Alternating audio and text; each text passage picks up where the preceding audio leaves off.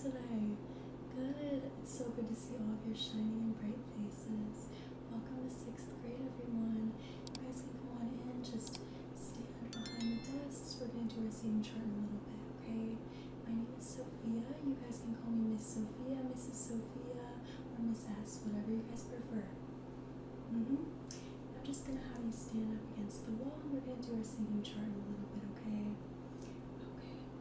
We'll just wait for a minute so that everyone comes in, and then we're going to go over our rules and expectations, kind of how I like to run things in my classroom, if you will. Okay, I'm seeing a good number of students. I think we can go ahead and get started with our seating charts. Okay, we do have a fairly big class, yeah. I'm seeing 27 people on my roster and a transfer, so that should be fun. Should be a fun class. Okay, let's start with our roll call, okay? Whenever you hear your name, you're going to raise your hand and say here or present. And if I didn't call anyone's names, okay, raise your hand so I can figure that out after, okay? Okay, ready? Okay, Claire, here, perfect. Haley, is it Haley or Hallie? Hallie, got it. Okay, you're here. Trey, can you raise your hand a little bit more? Perfect. Trey is here. Troy, that's really similar. We might have to come up with a little nickname for you. Troy is here. Okay, John, how are you today, John? Good. Okay, Daniel, I see is here. Okay, Nick, yep, I see you right there. Luis, is it Luis or Lois? Luis, okay. Luis is here. Gary, perfect. How was your summer, Gary? Good. Alex, how are you today? Good. Okay, Ashley, let's see. Ashley, I see you over there. Okay, Dustin, okay. I'm gonna need you to pay attention a little bit more, Dustin, okay? Look over here. Okay. David, okay, perfect. David is here. Samuel, okay. Samuel is here. Lynn, how are you today, Lynn? Good. Okay, Keith is present. Perfect. Joseph, I see you right over there. Caroline, is it Caroline or Carolyn? Perfect. I always thought that name was so pretty. Okay, Brandon is here. Is Adam here? Okay, right there. Okay, Matthew. Are you here, Matthew? Perfect. Okay, Celeste. Oh, I love that name. Celeste. Perfect. Steven is here. Okay. Chris, how are you today, Chris? Good. Chloe. Raise your hand just a little bit higher. Perfect. Okay, Emma. Okay, and then last, my roster is Michael, yep, okay. So that's good. No one is absent so far. Okay, so on your name tags that I have printed, I have it written so that all of you guys have a little name on the desks. Go ahead and find that name tag right now and go ahead and take your seats. If I didn't call anyone, just go ahead and raise your hands. Okay. And I'm just going to be working on these papers real quick, okay? Yes. Did I forget to call your name? Oh, okay. You must be the transfer. Yes. What is your name? Okay, and your last name? Okay, perfect. Yeah, the principal did say we were getting a transfer. Yeah. That's really good you're here. How are you feeling? Are you nervous? Yeah, that's a really big change for you. Where are you moving from? Okay, yeah, well, I won't make you say a bunch of facts in front of the class, but I think it's important that you have some community here, you know, especially because these kids a lot of them are mixed from different elementary schools, so something that kind of helps you get out of your comfort zone a little bit so that you're able to make friends. We're going to do some icebreaker activities, so you don't need to worry. I won't embarrass you. Yeah, I know middle school is like everything that used to be cool is not cool anymore, right? Okay, yeah, I know how it is. Okay, so let me see what we can do for you. I'm going to have you sit next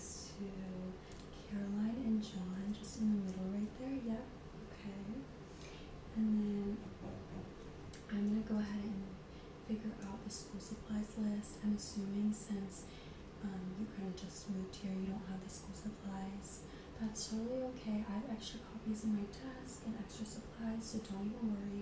I am gonna like let the class know what they need just to make sure everyone else is set up, but we can talk after. Okay, see me at my desk. I'll be right there. Okay, class, we're gonna try something, okay? 1, 2, eyes on you. 1, 2, eyes on me. Okay, up front. Okay, so we're gonna go over our school supplies and what we need, okay? So I have a little school supply thing over here that I'm gonna get out, and I need you guys to reach in your backpack and make sure you have the same supplies. Give me 1 second.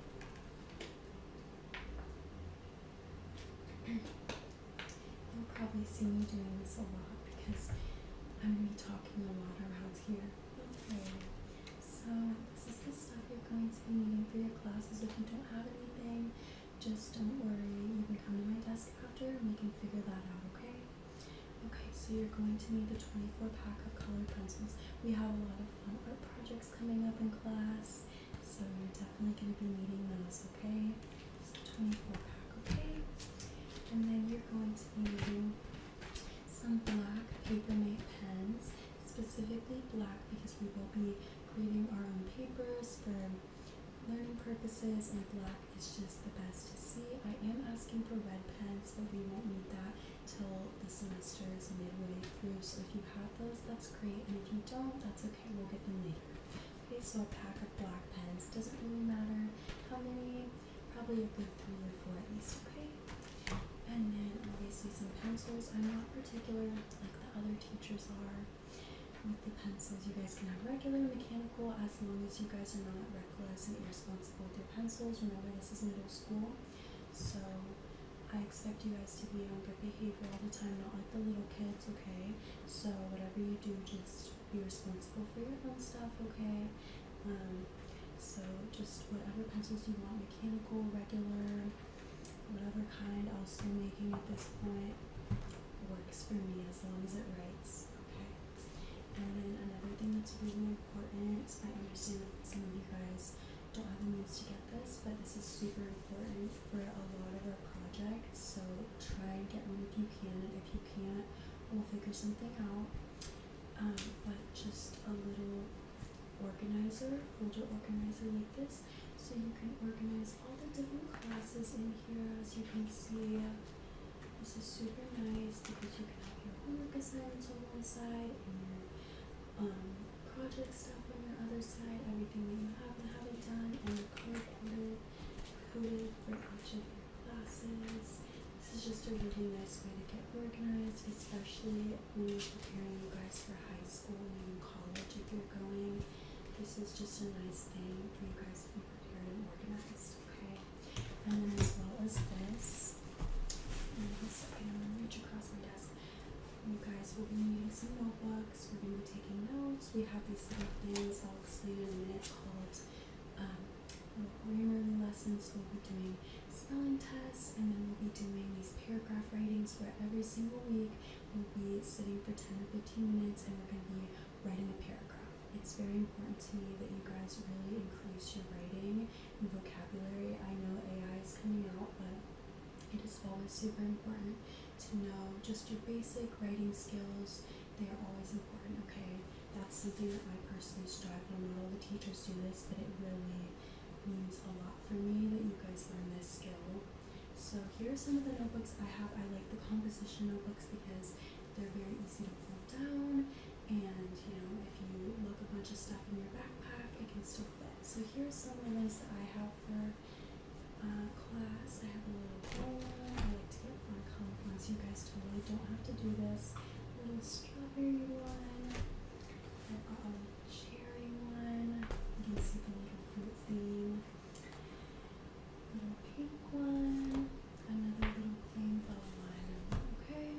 And if any of you guys need an extra one, I do have some extras, but try and get your own first if you can. And at first, well, on our first day today, we're really not going to be needing supplies. We're just going over, what supplies that you do need in the future and stuff for a semester in class. So I'm going to put this over here, and then optional, I do recommend purchasing some markers just because we will be using the highlighter, for example, for the little reading journals and writing journals with the paragraphs. And it's just good to have when you're taking notes or doing little study guides. I think they're just super helpful, but that is again optional. Don't want to overwhelm your parents too much. So let me go over this itinerary real quick so you stay organized. Okay, I'm going to have us play a little icebreaker game now. I'm going to have you guys turn to your neighbors, if you have one on your left or one on your right. If you're in the middle, you're going to go ahead and just stay in the middle, and the two people on the left and right of you are going to turn towards you. Or if you're on the outside section, just turn to your inward neighbor, and you're going to ask them their name, a fun fact about them, and something fun they did this summer, okay? So we're going to go ahead and do that for 5 minutes, okay?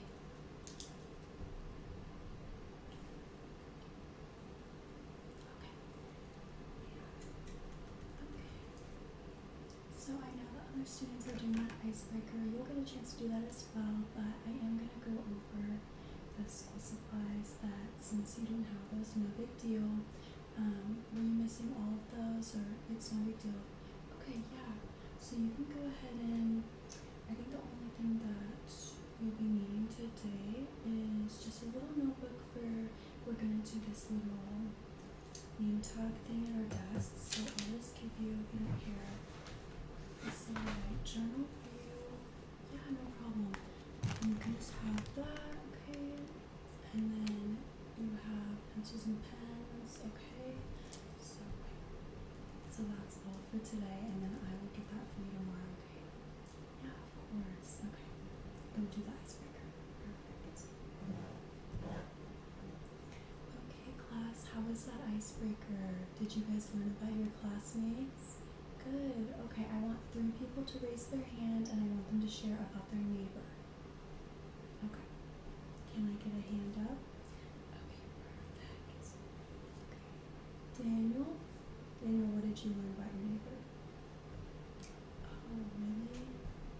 On vacation? Yeah, that is so fun. Okay, let's see. Who else do I want to pick on?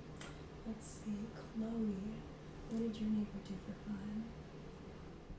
Oh, she really? Wow, that's so fun. See, I would never know that. Okay, anyone else? Michael, right there? Okay. What did your neighbor do? Yeah, that sounds really nice. Spend time with family and stuff and friends. Yeah, well, I hope this was a great activity for you guys to learn a little bit about who you're going to be sitting with all year round. Yeah, so we're going to do another little activity. So you guys all have notebooks. If you don't, come see me up here in my desk. But we're going to grab your notebook and you're going to tear a piece of paper out. I'm going to demonstrate just in case you guys need. Obviously, this is a really badly torn piece of paper, but you guys understand. So we're going to grab the piece of paper and we're going to, hold on, I gotta think for a minute. We're going to fold it hamburger style. Okay. I'm going to fold it hamburger style like this, okay? Just so it's like that, and then how it's going to look is on your desk. We're just going to have it like that, and on one side, I want you to say your name, your full name, and I want you to decorate around it. It can be like rainbows, butterflies, just your name with fun colors, just anything that you feel like really represents you, okay? We're going to give you like 15 minutes to work on that, and then you're going to share with your neighbors, okay?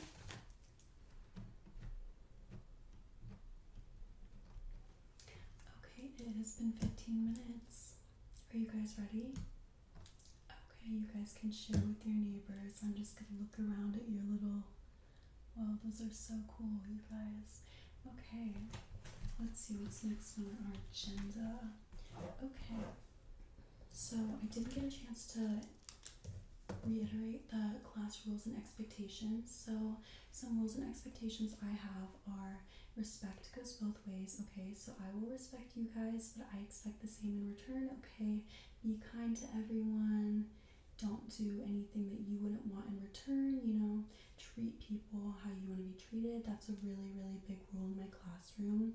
And be kind and no bullying anyone. If I get any sort of mention of anyone else bullying someone in the classroom, there will be serious actions, because that is not the type of environment I want in the classroom, and that's not the type of environment that you guys should be in. Okay, so that's something that's very important to me, and if anyone hears about someone making fun of someone, come to me, because there will be some problems with that. Okay, but other than that, I mean, I'm not a super strict teacher. I have a reading corner over there, the little nook with the books. Whenever you guys are having silent time or reading time, you guys are more than welcome to sit over there.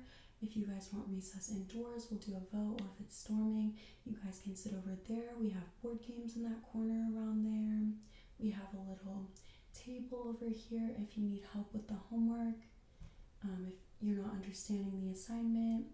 We also have this little thing where we have lunch in the room sometimes, and we'll read, we'll chat, and we'll eat our lunch and read about our little book every week. If you guys are interested, a couple students every year like to do that with me. And yeah, if you guys have any questions or concerns at all, just let me know. Let's go ahead and get on to our next activity. We're going to be having read along time, so I'm going to have you guys sit over there in the back corner on the rug, and I'm going to go grab my book, and we're going to read a little chapter of our book. This is something that I like to do in all of my classes pretty much, just to start off the year, and we do this like 1 time a week, just little read time. Okay, so everyone can go sit over in the rug. Today we're going to be reading Harry Potter. If you guys have read this, I love Harry Potter. Give me 1 second.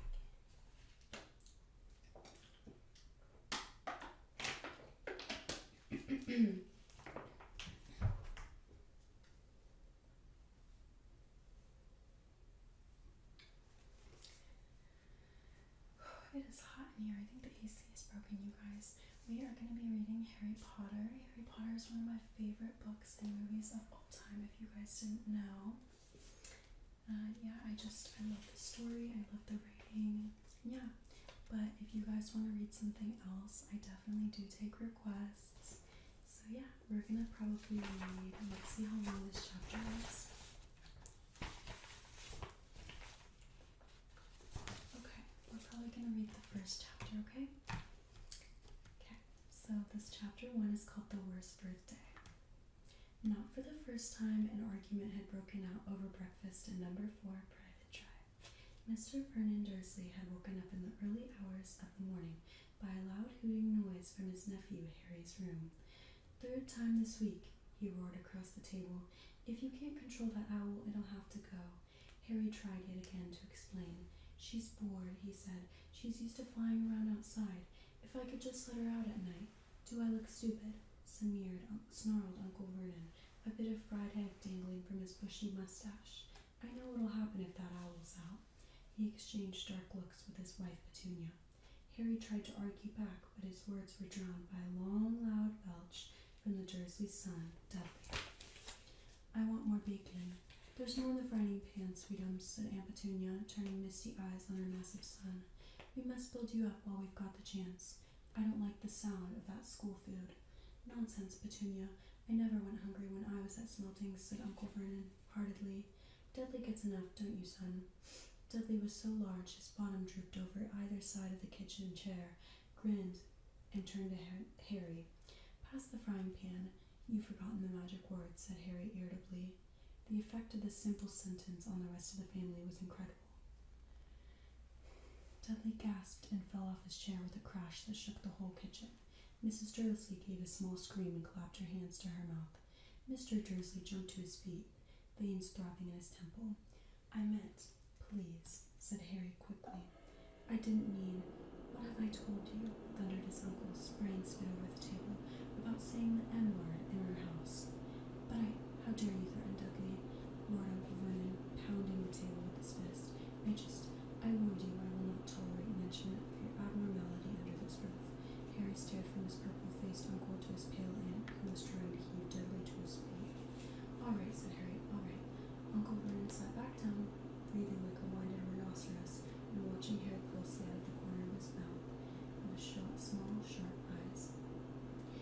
since Harry had come home from the summer holidays, Uncle Vernon had been treating him like a bomb that might go off at any moment, because Harry Potter wasn't a normal boy.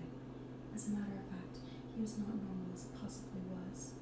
Harry Potter was a wizard fresh from his year at Hogwarts School of Witchcraft and Wizardry, and if the Dursleys weren't happy to have him back for the holidays, it was nothing to how Harry felt. He missed Hogwarts so much, it was like having a constant stomachache.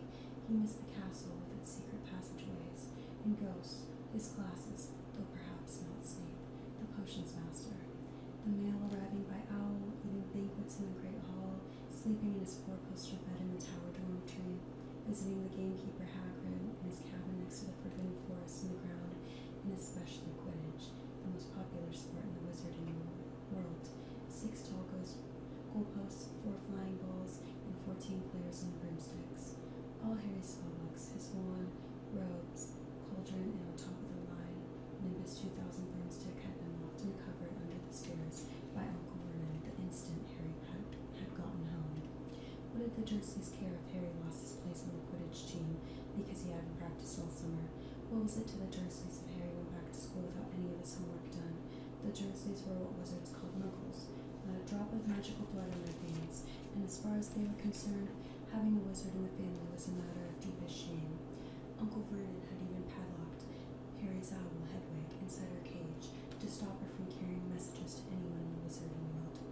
Harry looked nothing like the rest of the family. Uncle Vernon was large and necklace with an enormous black mustache. Aunt Petunia was horse-faced and bony. Dudley was blonde, pink, and porky. Harry, on the other hand, was small and skinny, with brilliant green eyes and jet black hair that was always untidy. He wore round glasses, and on his forehead was a thin, lightning-shaped scar. It was this scar that made Harry so particularly unusual, even for a wizard. This scar was the only hint of Harry's very mysterious past, of the reason he had been left on the Dursley's doorstep 11 years ago. At the age of 1 year old, Harry had somehow survived a curse from the greatest dark wizard or sorcerer of all time, Lord Voldemort, whose name most witches and wizards still fear to speak. Harry's parents had died in Voldemort's attack, but Harry had escaped with his lightning scar, and somehow, nobody understood why, Voldemort's powers had been destroyed the instant he had failed to kill Harry. So Harry had been brought up by his dead mother's sister and her husband. He had spent 10 years with the Dursleys, never understanding why he kept making odd things happen without meaning to, believing with the Dursley story that he had gotten his scar in the car crash that had killed his parents. And then exactly a year ago, Hogwarts had written to Harry, and the whole story had come out. Harry had taken up his place at Wizard School, where he and his scar were famous.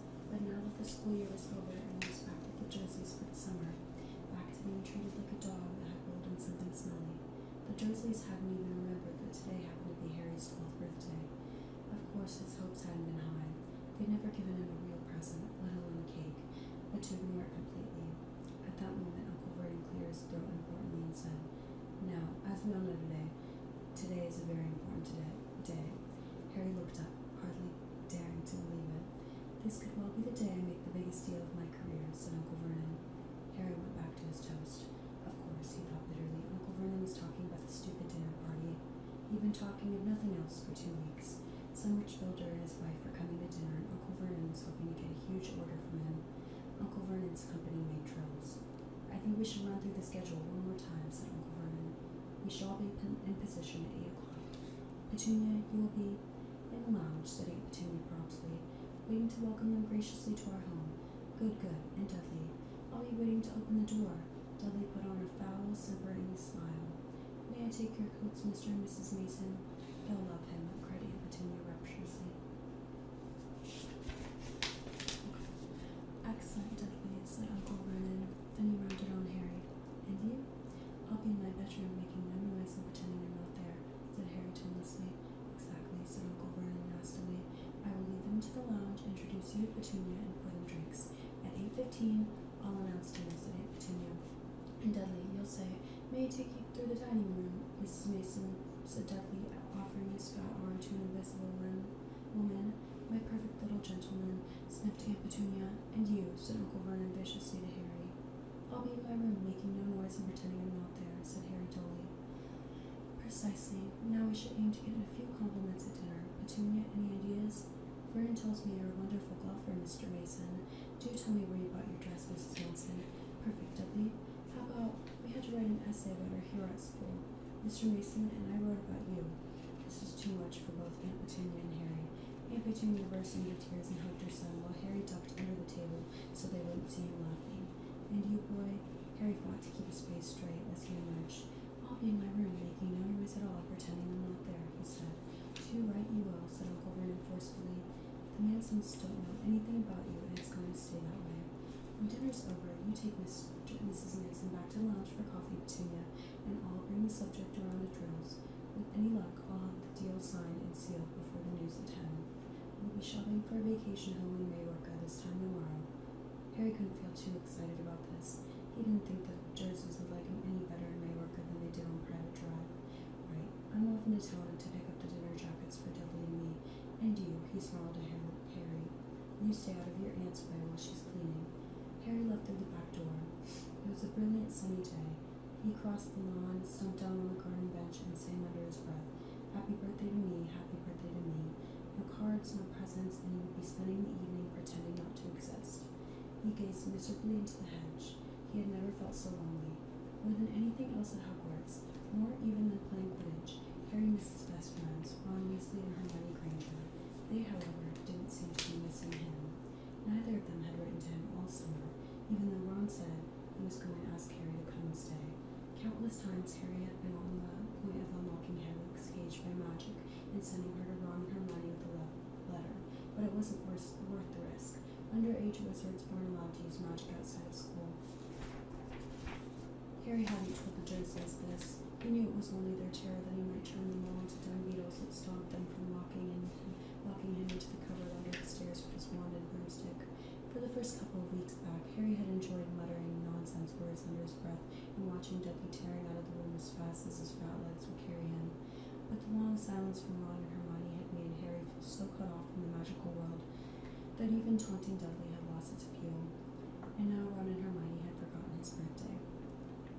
What wouldn't he give now for a message from Hogwarts? From any witch or wizard? He'd almost be glad of a sight of his arch enemy, Draco Malfoy, just to be sure it hadn't all been a dream. Not that his whole year at Hogwarts had been fun. At the end of last term, Harry had come face to face with none other than Lord Voldemort himself. Voldemort might be a ruin of his former self, but he was still terrifying, still cunning, still determined to regain power. Harry had slipped through Voldemort's clutches for a second time, but it had been a narrow escape. And even now, weeks later, Harry kept waking in the night, drenched in cold sweat, wondering where old Voldemort was now, remembering his livid face, his wide, mad eyes. Harry suddenly sat bolt upright on the garden bench. He had been staring absent-mindedly into the hedge, and the hedge was staring back. Two enormous green eyes had appeared among the leaves. Harry jumped to his feet just as a jeering voice floated across the lawn. I know what day it is, sang Dudley, waddling toward him. The huge eyes blinked and vanished. What? Said Harry, not taking his eyes off the spot where they had been.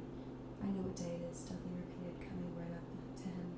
Well done, said Harry, so you finally learned the days of the week. Today's your birthday, sneered Dudley. How come you haven't got any cards? Haven't you got friends at that freak place? Better not let your mom hear you talking about my school, said Harry coolly. Dudley hitched up his trousers, which were slipping down his fat bottom. Why are you staring at the hedge? He said suspiciously. I'm trying to decide what would be the best spell to set it on fire, said Harry. Dudley stumbled backward at once, a look of panic on his fat face. You can't. Dad told me you're not allowed to do magic. He said he'll chuck you out of the house, and you haven't gotten anywhere else to go. You haven't gotten any friends to take you. Jiggery pokery, said Harry in a fierce voice.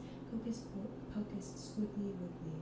Mom, howled Dudley, tripping over his feet as he dashed back toward the house. Mom, he's doing you-know-what. Harry paid dearly for this moment of fun, as neither Dudley nor the hedge was in any way hurt. Aunt Petunia knew he hadn't really done magic, but he still had to duck, as she aimed a heavy blow at his head with the soapy frying pan. Then she gave him work to do, with the promise he wouldn't eat again until he finished. While Dudley lolled around watching and eating ice cream, Harry cleaned the windows, washed the car, mowed the lawn, trimmed the flower beds, pruned and watered the roses, and repainted the garden bench. The sun blazed overhead, burning the back of his neck. Harry knew he shouldn't have risen to Dudley's bait, But Dudley had said the very thing Harry had been thinking himself. Maybe he didn't have any friends at Hogwarts. Wish they could see famous Harry Potter now, he thought savagely, as he spread manure on the flower beds, his back aching, a sweat running down his face. It was 7:30 in the evening when at last, exhausted, he heard Aunt Petunia calling him. Get in here and welcome the newspaper. Harry moved gladly in the shade of the gleaming kitchen. On the top of the fridge stood tonight's pudding, a huge mound of whipped cream and sugared violets. A loin of roast pork was sizzling in the oven. Eat quickly, the Masons will be here soon, snapped Aunt Petunia, laying 2 slices of bread and a lump of cheese on the kitchen table. She was already wearing a salmon pink cocktail dress.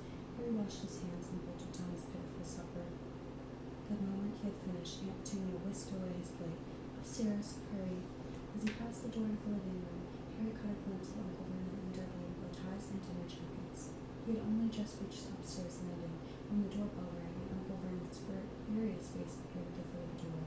Remember, boy, one sound. Harry crossed to his bedroom on tiptoe, slipped inside, closed the door, and turned the collapse on his bed. The truckle was there. There was someone sitting on it. Okay, class, so what did you all think of that first chapter? What did you notice about the main character, Harry? What kind of character traits or attributes describe him? Yeah, and over here. Yeah, he's very cautious, nervous, afraid. Yeah. Right, so what do you think is going to be behind his door? Who do you think is going to be sitting there? Do you have any guesses? Yeah, you think a family member? Someone's going to try and save him? Okay, we'll see. We'll read it next time for class. Okay. Well, as far as schedules go, we are going to have dismissal in about 5 minutes because it is a half day. Tomorrow will be our first full day, so that's exciting. And we'll do recess, snack time, and lunch, and all of that. But I hope